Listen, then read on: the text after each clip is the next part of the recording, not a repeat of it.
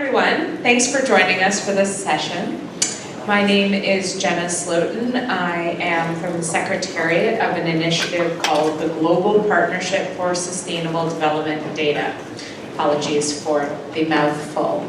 You can see our logo there. So I think what we're going to do this morning, Rebecca and I, the Humanitarian OpenStreetMap is a member of the Global Partnership, and what we're going to do is we're going to put this sort of in the context of the data revolution and the Sustainable Development Goals, tell you a little bit about the Global Partnership, and then zoom in on what is commonly called citizen-generated data, which is what you are all involved in by virtue of doing OpenStreetMapping, and what some of the opportunities are there. And we really want to hear from you, because within the Global Partnership, we have a new task team, which Rebecca is co-leading on citizen-generated data. So we're going to tell you a little bit about that, and would love to have your input and continued engagement. So we actually already heard this morning, the Sustainable Development Goals are incredibly exciting, but they present huge data challenges with 230 indicators. Within the Sustainable Development Goals, there's a really important aspiration that all countries signed up to, which is the aspiration to leave no one behind. And that's really reaching the most marginalized, the most vulnerable communities all over the world. But the problem we have is that data are not available, dynamic, disaggregated, high quality, usable, accessible, open, or used effectively. That's a gross generalization. There's obviously a lot of exciting work, not least presented by our colleagues from StatsCan this morning, to open up data, to put data on the SDGs, to make it available. But there's a lot more work that needs to happen to really get data on those people who are invisible, who aren't captured by traditional survey tools, where inequalities are not well captured, where data is there but it's not in usable forms, and where data is not doing the job it could to give people a voice as to what they're experiencing and what they have access to. But we do have an opportunity, which is the opportunity of the data revolution. We have massive amounts of data that are being produced today, even more so than 10 or 15 years ago. We have the speed, we have increased analytic capacity, and much greater data openness. As you can see on the slide, what that means is we have great opportunities with different sources of data. So there's government-generated data, geospatial, which you are all involved in, citizen-generated, private sector, big data, and admin financial data, and a whole range of other sources. So just a little bit about the Global Partnership. We're really all about collaboration, and we're all about really mobilizing high-level political engagement and attention on the importance and value of data in order to drive further investments and support for the kinds of action we need to strengthen the data that will inform better development outcomes. We're an independent, multi-stakeholder network. I just noticed that the number on my slide is out of date. We have over 250 partners now, from all over the world, including governments, civil society organizations, companies, multilateral institutions, academia, philanthropy. And our objective is really that all stakeholders in all countries have the data they need to make the kinds of decisions that will improve development outcomes for all people. Quick little look. You may see some, that is definitely not all the logos, but you may see some that you recognize. So there are some really great big companies and smaller organizations and governments from all over the world. It's really quite diverse. And as I said, we exist to do really these three things. I'll start actually on this side with driving political change. we're really all about mobilizing at the highest levels of government, companies, and others' attention on data. We recognize that there are many technical challenges to improving data, but oftentimes those are solutions to the technical problems are held back by political barriers because of a lack of investment, a lack of willingness to share data, a lack of willingness for institutions to work together. And so we do things like next week at the opening of the UN General Assembly, we're going to have a big event in UN headquarters about data. I mean, presidents and prime ministers are going to be gathered in Canada to talk about North Korea, to talk about terrorism, to talk about migration, and we're going to put data on the political agenda with heads of state and ministers and CEOs speaking at the event. And we also exist to connect and to catalyze. We exist to bring these different stakeholders together across different communities to begin working together and innovating, and we catalyze those collaborations. So we do that at the country level, fostering sort of multi-stakeholder engagement around data with the government, but also citizen groups, other civil society organizations and private sector. We do that in thematic areas around environment, around this challenge of leaving no one behind. And we focus in on very practical tasks and challenges that subgroups of the partners want to work on together. One of which is about citizen-generated data, and we'll be talking about that later in the presentation.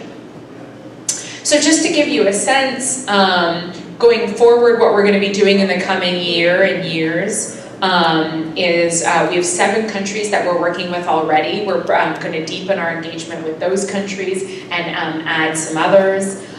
We're going to be really focusing in on innovations in environment and the Leave No One Behind challenge, continuing to catalyze commitments, and creating spaces for people to come together and collaborate. I just wanted to show this slide for those of you who are interested in what countries are most active in the global partnership and are taking this embarking on this sort of journey of developing a roadmap at the country level, which is really about a process of bringing different stakeholders together across sectors to address data gaps and challenges. So the list of countries is up there on the slide right now, and we're exploring potentially 2 or 3 new countries in Latin America in the coming year.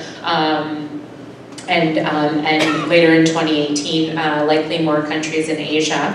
And just to give you a sense of the dimensions, we're looking across sort of the range of dimensions where you would want to be thinking about data in terms of technology, innovation, analysis, principles and standards, the capacity and resources that are needed, and the kinds of governance and leadership that's required. So I'll leave it at that. Hand over to Rebecca. Perfect, thanks very much. So what I'm going to talk about is a little bit more on HOT's work in the GPSTD and task team and what we're kind of doing to try and drive the agenda of citizen-generated data far beyond just what HOT does as an organisation. So Jenna and I were both at the World Data Forum, which was in January in Cape Town, and it was the first time that all these kind of global stakeholders in data, from NSOs, National Statistical Offices, through to NGOs and all sorts of organizations came together. And it really, obviously, number one, highlighted the data challenge and that we were already a year into the 15 years and still not necessarily where everybody wants to be.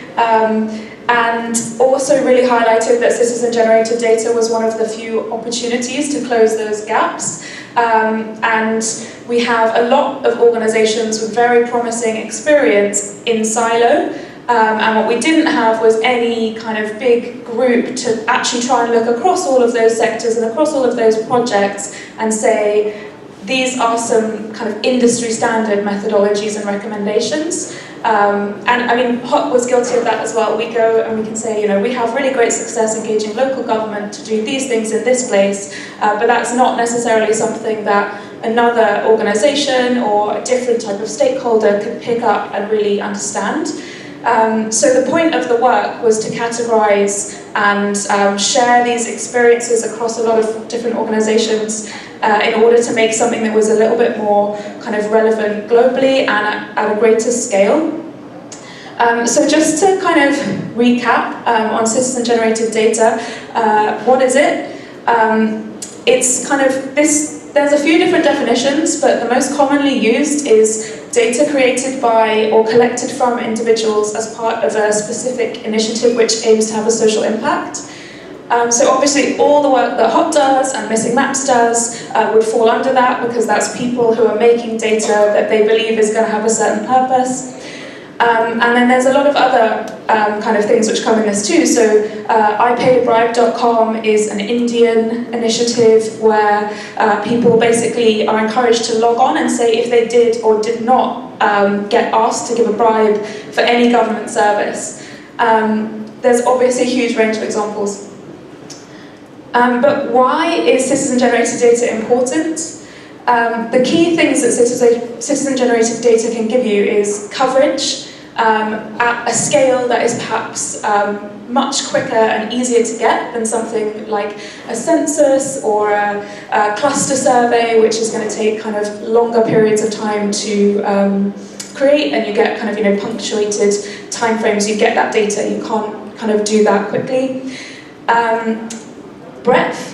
So you can ask a different type of question and you can get really great insights on kind of qualitative data through citizen-generated data projects. And then also specific community insights, which is something that HOT obviously works in with a lot. A lot of the communities that we're working with aren't represented in traditional data sources, so they really fall in the leave no one behind agenda. And if you're a refugee new to an area, you probably aren't going to be included in the census. You're probably not going to be included in all the kind of different ways in which people are trying to gather data in that area, and so we can kind of boost the representation of those groups. And this kind of really fits with the what can it help. It can close these gaps that other systems can't, and you can do it very quickly, and you can do it at scale. But obviously, as we all know, we face quite a lot of challenges. There is kind of concern from some groups who have perhaps been formal data producers and are nervous about including citizen-generated data, and there's work we need to do to say, this is a rigorous methodology, this has been managed in a certain way, and therefore you can trust the data. To harness these informal data producers to close the gaps of a formal data user, I can create a project and an NGO can use that to achieve a certain goal, but if I haven't gone to the government and said, what else do you need, and what can I do to make you confident in my data, then the data I've produced isn't necessarily going to be useful for a formal data use like measuring the SDGs. And again, this point around increasing the confidence of those people in what we're producing. So we made a task team in the Global Partnership for Sustainable Development Data, which currently has about 30 members, but some of the presentations today have already convinced me of new members that we need to bring into this, like Statistics Canada. And we have a real variety of organisations collecting very different types of data, which is one of the biggest strengths of the group. We have ultra-local examples, like people mining radio in Uganda to understand like particular themes that come up there, through to people who run like focus groups with local communities, and they do a lot to understand if like the opinions they're getting from that person is really representative of the experience they're having. So these are things which HOT doesn't necessarily have as part of our methodology. We can really learn from those organisations the way they can learn from the way that we've done this with certain tools at certain scales. And what we're hoping to do is obviously create a more kind of broad understanding and kind of community of practice around this. So the goals that we identified when we started the task team was to increase the confidence in citizen-generated data for sustainable development projects, so specifically to do with measuring the SDGs. As Tyler said in the introduction, 26% of the SDGs have a geospatial indicator. They're things like, and I've read them all, they're things like proportion of population with access to, like insert, any service here, an all year round road, clean water, a library, all sorts of things. And you can't measure those unless you know where the services are and where the people are. Secondly, to help people who aren't familiar with CGD with the basic materials, to get their head around it, to understand it, and to think about how they can apply it in the area they're working on. We're going to focus on some specific organisations there, but especially government. And then enhance the ability of governments to use CGD with a little bit more kind of insight on how that could apply to a project that they're doing.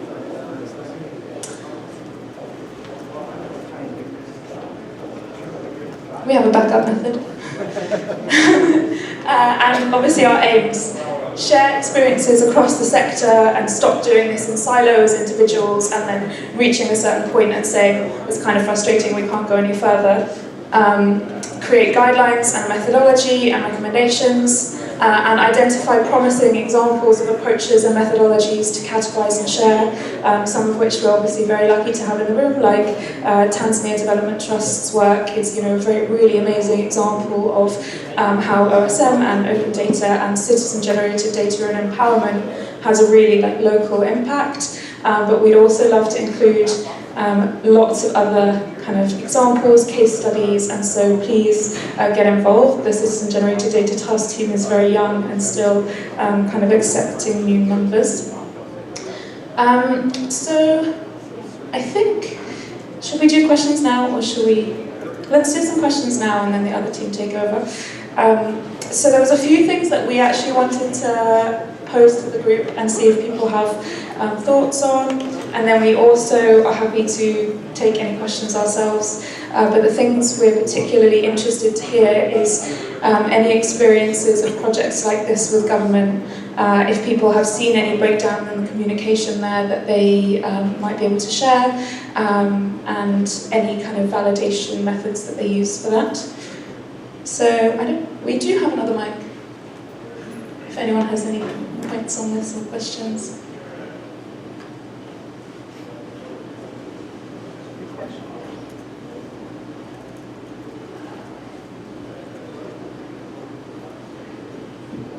Hi. So we've started a project to support the planning of data in DRC, and one of the main challenges we find is it's really difficult to identify which actors are here and ready to collaborate or have data. So it's one of the first steps we start doing, a mapping of actors in country.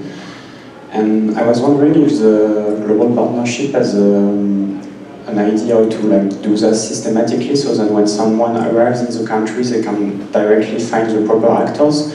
Because in some countries, in DRC, it's even difficult to find contacts at the NSO. Are there more questions before or ideas? Yeah. Hey, I was interested in your thoughts on when there's a conflict between citizen data and government data. So Slum Dwellers International do massive amounts of data collection in slum communities in order to advocate for better services and leverage government departments to better serve the slum communities. And obviously government departments are never going to adopt that as official data, but it's valid. So I was wondering on your thoughts on that. Maybe one more. I'm standing behind the pillar, so I'll just move over here. Once again, I represent the Open Geospatial Consortium, and picking up on the identifying promising examples, approaches, methodologies, best practices, blah, blah, blah, for categorizing, sharing, finding, binding, publishing data. I think we should probably have a follow-on conversation, because that's exactly why the OGC was created 21 years ago, was to create ways to facilitate exactly that. We have lots of examples of best practices, we've got lots of operational examples, so I would like to offer that as a follow-on discussion as a contribution. So. Great, happy to connect afterwards. Well, maybe we'll just hit on those two. I'll take the first, you take the second, and we can So, excellent question on mapping who are the right actors. Unfortunately, I can't tell you we have like the perfect database and all the information. And part of that is because the global partnership is still young. We were only established in 2015. And not every country is necessarily super engaged or even that well connected to it.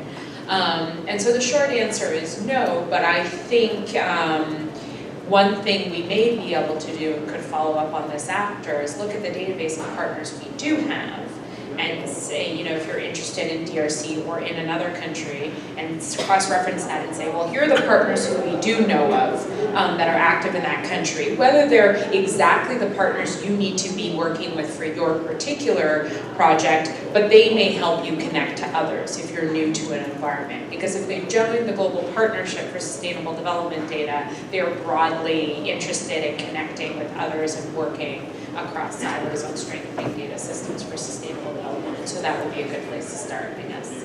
Yeah. And I'm happy to give you my card and we can follow up and all that stuff. Yeah.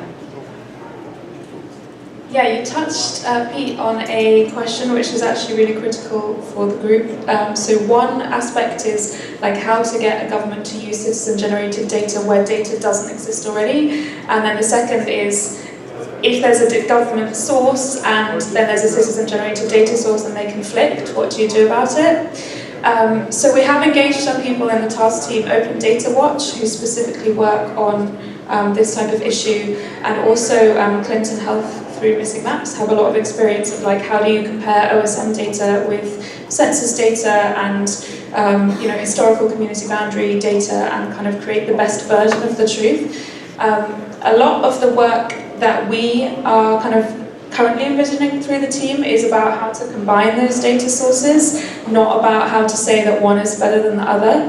And especially on like the community boundaries thing, that's kind of quite a standard, I guess, OSM's kind of historical issue. But yeah, we haven't kind of come up with the answer to it yet, but that's like a really key issue for the group.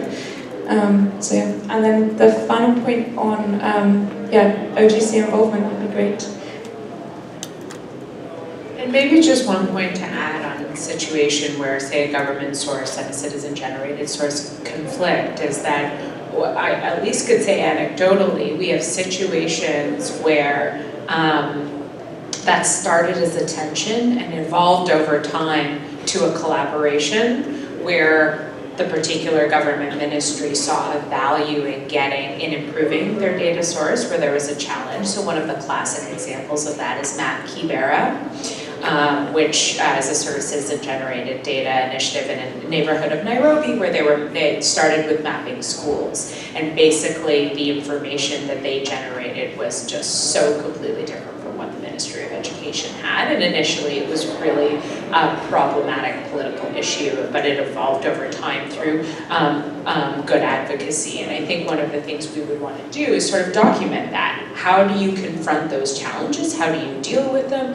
Who are the actors that need to be involved, etc.? Because each of those situations where it at first results in a tension is going to be handled, I imagine, in a very context-specific way, but there might be some sort of best practices for how to handle it. Yeah, and when we said like methodology, one of the ways that we see that working is more like guidance on like which types of projects is citizen-generated data useful, at what point in a project can it be most useful, and which actors can that be most useful for. So for example, like with HOT, we have great success using citizen-generated data at a local government level because there's a really clear pull for the local government to actually want that information. But what we and nobody else kind of has yet that we're aware of anyway is like a really robust national scale program like that, and that's really the direction that we want to take it in. But yeah, it's all kind of early days, I guess, for this task team and high hopes. But yeah, do we have any other questions to cover now?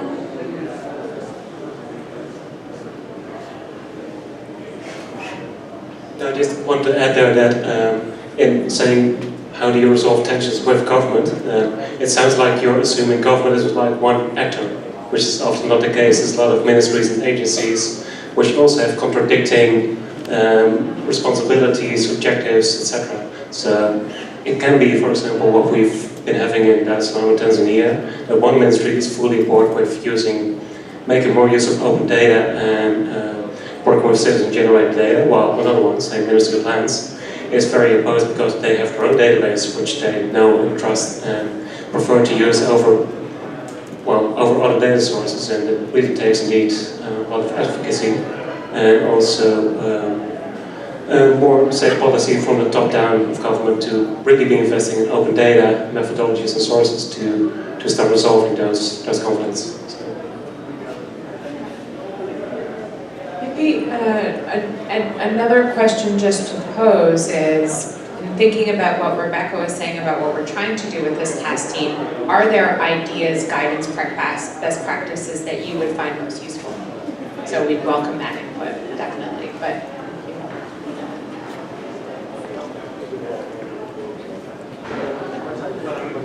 I would like to bring in two sources you haven't mentioned yet. One is Wikidata, where you can actually aggregate at the national level. So if the data is available at lower, or at, let's say, higher levels of granularity.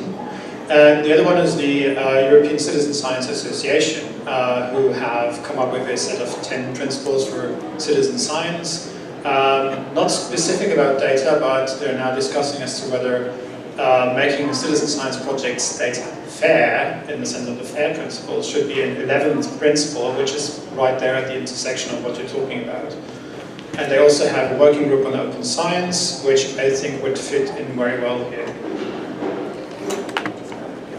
Yeah, I'll just take the second bit of that. We have actually been in touch with quite a few citizen science kind of thinkers, and they kind of see citizen-generated data as being kind of like an umbrella group underneath that, but not as being kind of the same methodology necessarily, because the actual activity that somebody does in citizen science is through from kind of collection of the data to actual analysis, whereas what we're doing is we're saying we need data on this specific thing and then crowdsourcing that from individuals, not necessarily kind of involving them in a scientific analysis type project. So yeah, we're very aware that there's all that work kind of has been done in a very similar area, and there's a lot we can draw from that, but we also want to make sure we've clearly identified what the differences are between the two. Yeah, I don't know if that kind of answers your question, but it's something that is sort of, I guess, similar, but not the same. And so what we want to make sure we've done is identified that quite clearly. Okay, I think we've run out of time, so we'll be around all day.